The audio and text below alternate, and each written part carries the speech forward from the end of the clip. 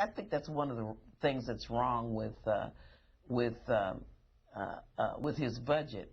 You know, on one hand, he claims the savings that the president is enjoying, and then claiming that he's reducing the deficit, because he actually pluses up defense with the savings.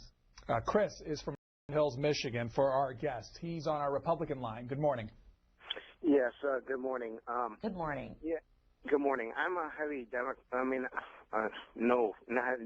not a Democrat. I'm a heavy Republican. Okay. I have a problem with the Democrats.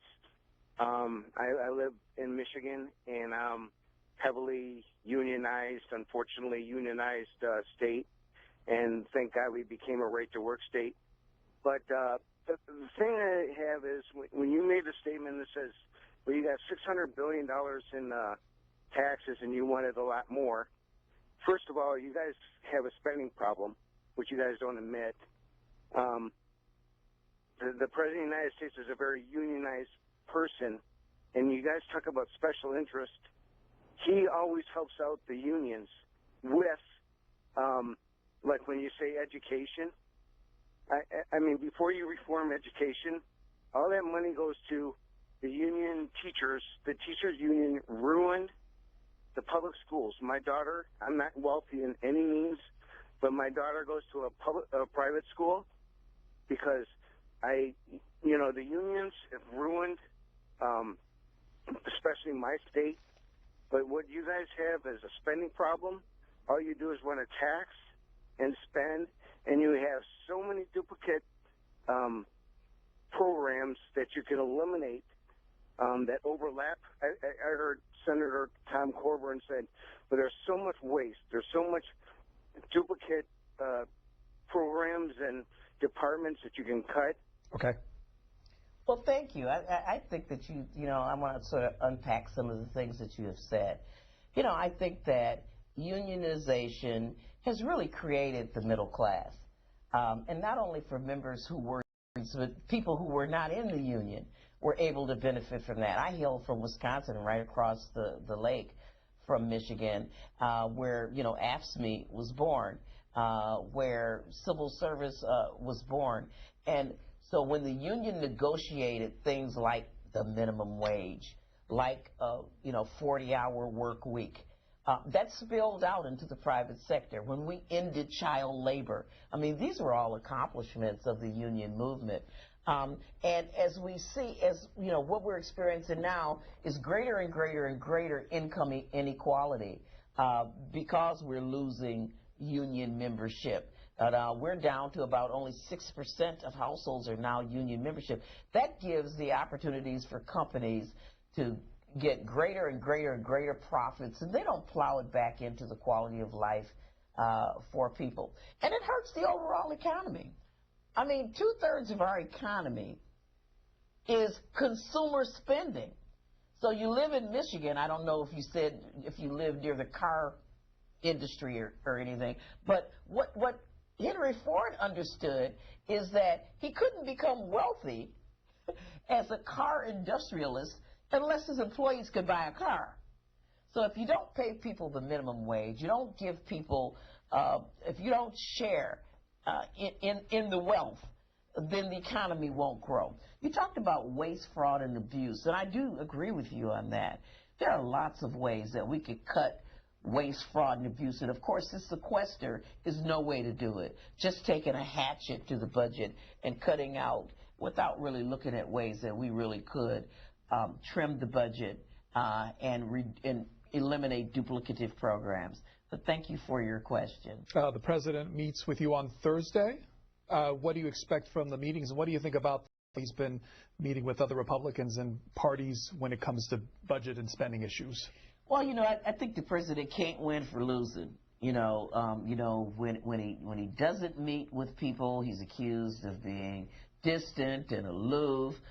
When he does meet with us, then he's caving, and I know people in my party become very paranoid and upset. Oh, he's eating with those terrible Republicans.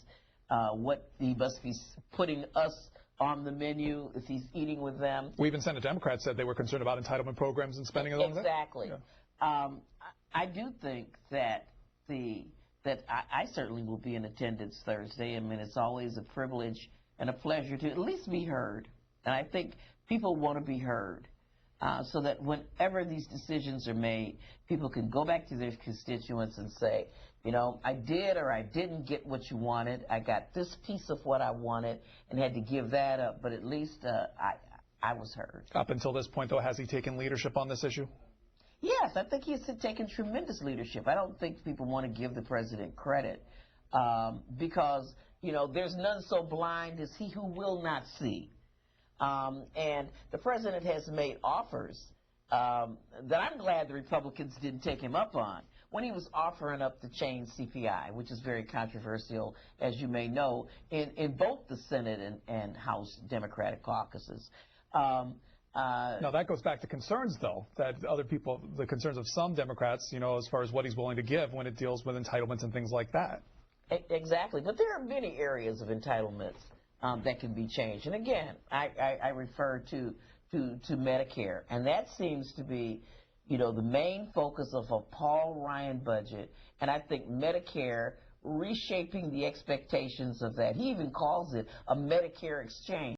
So it seems like we could pull Paul a little bit closer to what we're thinking with regard to Medicare for all.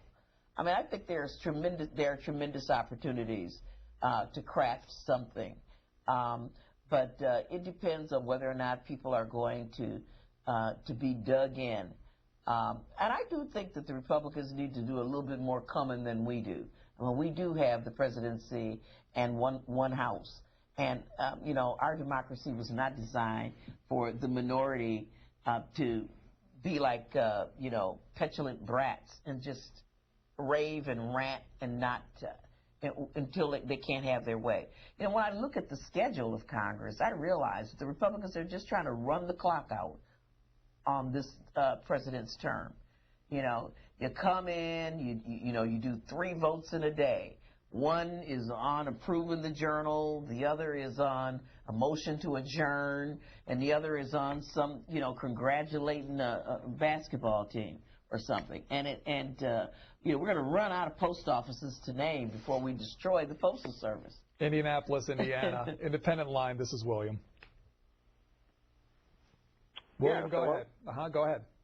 Yeah, I was just commenting on the baseline budget numbers you give. Those are outlays, and people truly do not understand that. But further than that, you know, when the president, if you look at him, seriously look at him, and it's hard to define him sometime, but I really do think he feels like it's a socialist type of future he sees for the country. His bailouts go to unions, Obamacare, destroying the people are afraid to hire, especially young people.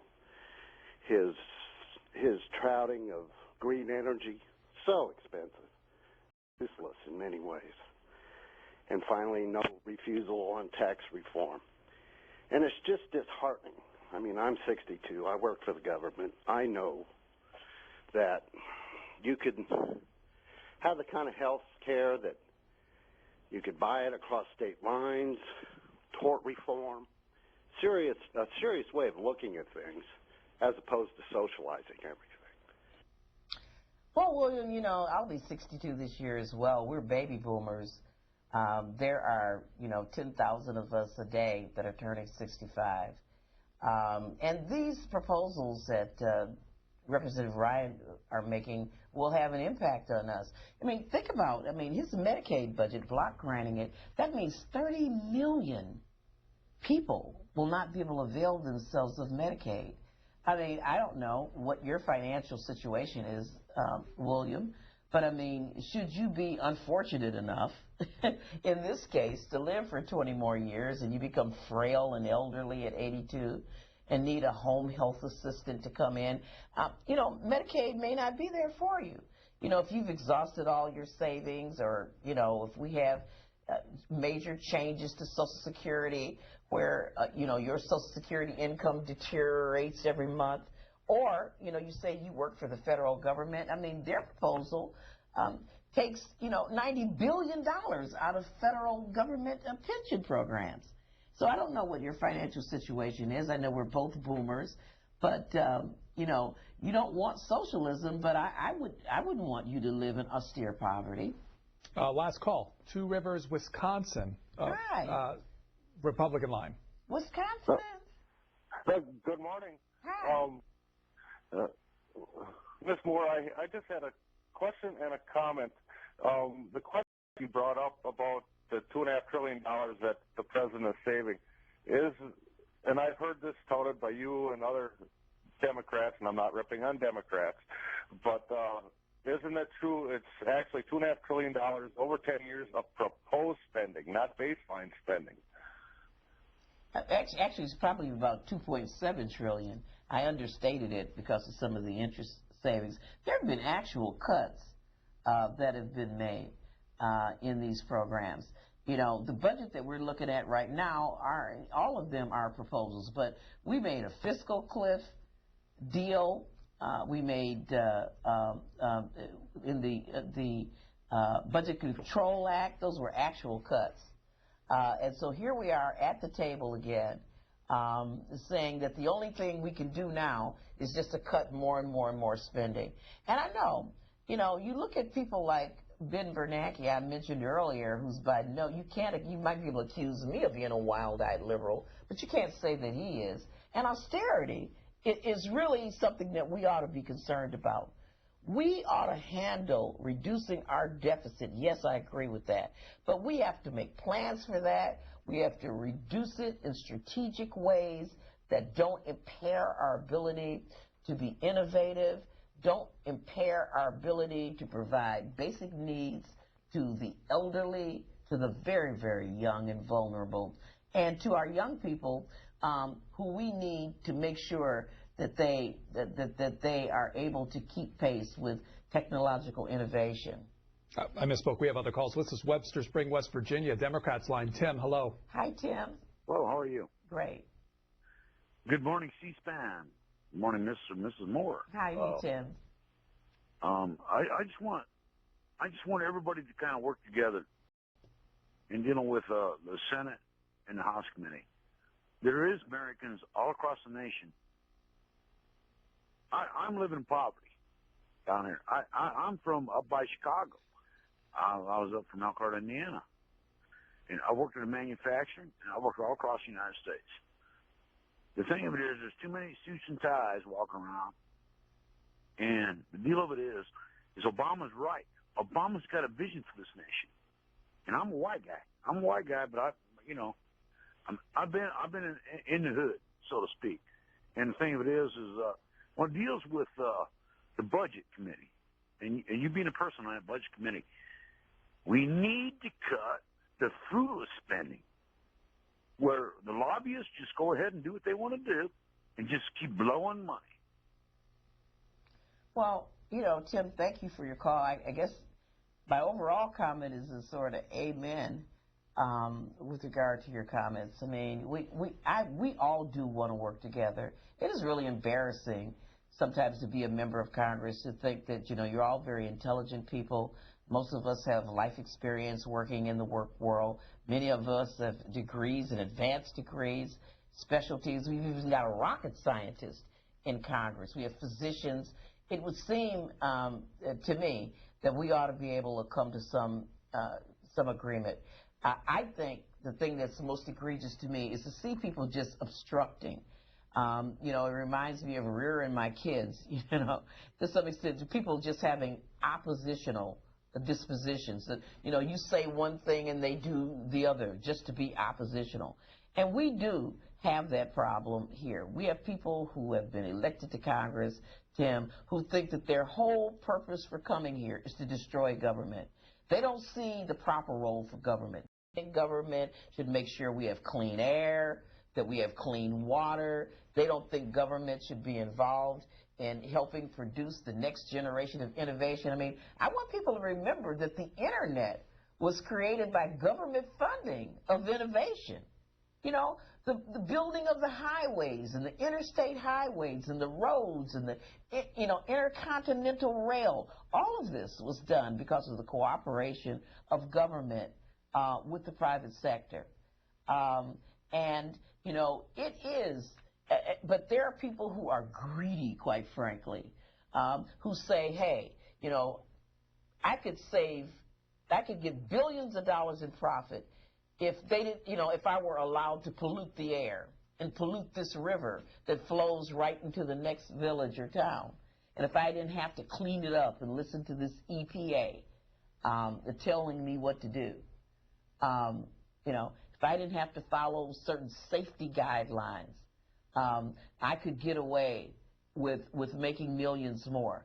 So I think government has an appropriate role in protecting all of us, not just by sending our boys and girls to war, but protecting us from greed and avarice.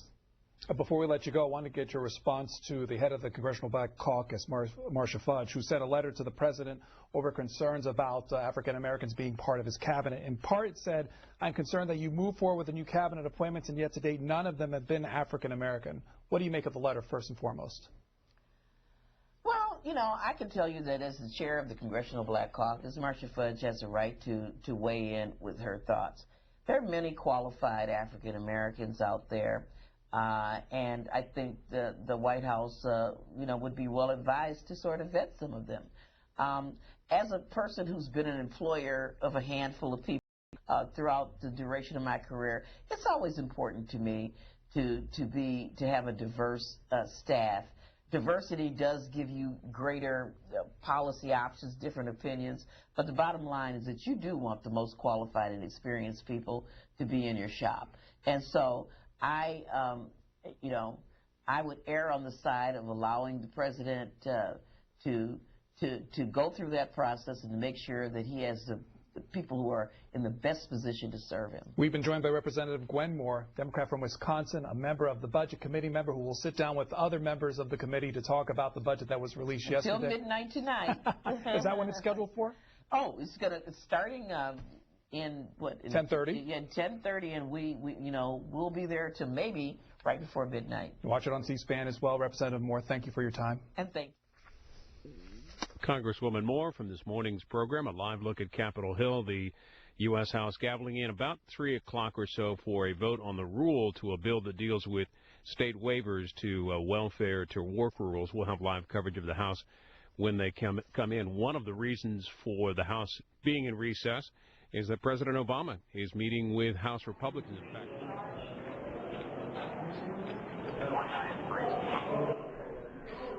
President Obama arriving on Capitol Hill about 35 minutes ago.